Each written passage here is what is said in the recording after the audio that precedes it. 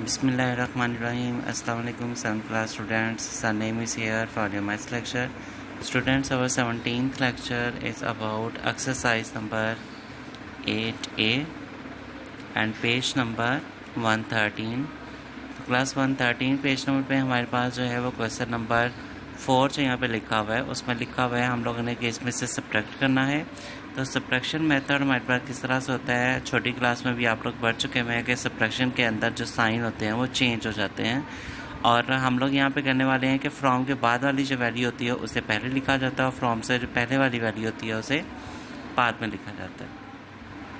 तो हमारे पास जो है बिल्कुल इसी तरह से ही है। तो मैं यहाँ पे क्वेश्चन नंबर 4 का पहला पार्ट जो है उसे सॉल्व करने वाला हूँ यहाँ पर। तो क्वेश्चन नंबर 4 का जो फर्स्ट पार्ट मेरे पास यहाँ पे लिखा हुआ है वो है a minus b plus c from 2a plus b minus C.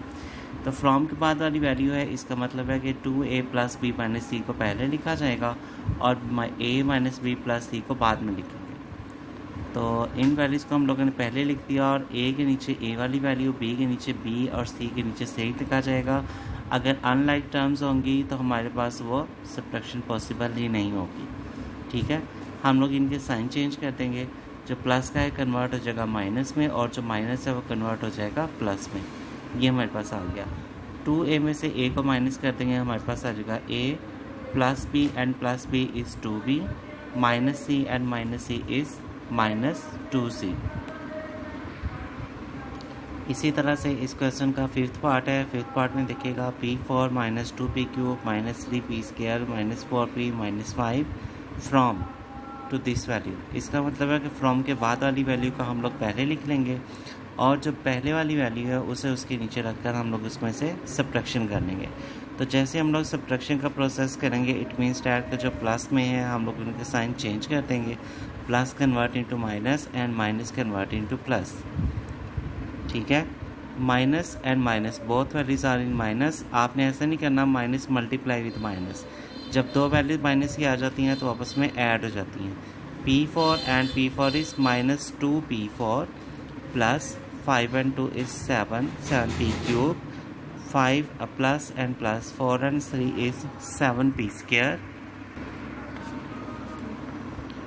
Plus 7p and plus 7। ठीक है, ये हमारे पास इसका फिफ्थ पार्ट आ गया। क्वेश्चन नंबर 5 को देखिएगा। क्वेश्चन नंबर 4 के जो बाकी के पार्ट्स हैं वो बिल्कुल इसी तरह से होंगे।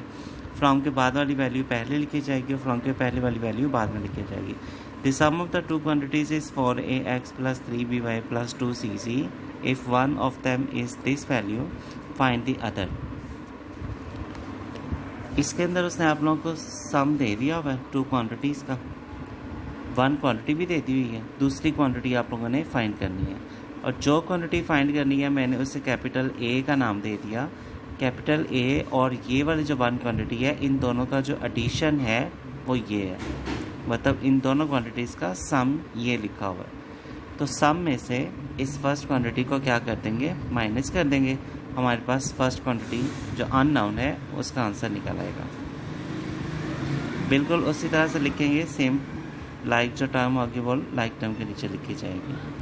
क्वेश्चन नंबर 6 में भी ऐसा ही है। हमारे पास जो रिमाइंडर होगा उसे हम लोग वैल्यू में से सब्ट्रैक्ट कर लेंगे तो आपके पास उसका आंसर आ जाएगा। ये देखिए तो बेटा do practice at home. All question है the same method. Subtraction method है तो सब्ट्रैक्शन के अंदर हमारे पास सेम ही होता है कि साइन जो होते हैं उनके चेंज हो जाते हैं। जैसे उनके साइन चेंज होंगे आप लोगों के पास उन सब का आंसर निकल आएगा। सो बेटा do practice at home. God bless you बेटा। अल्लाह हाफिज़।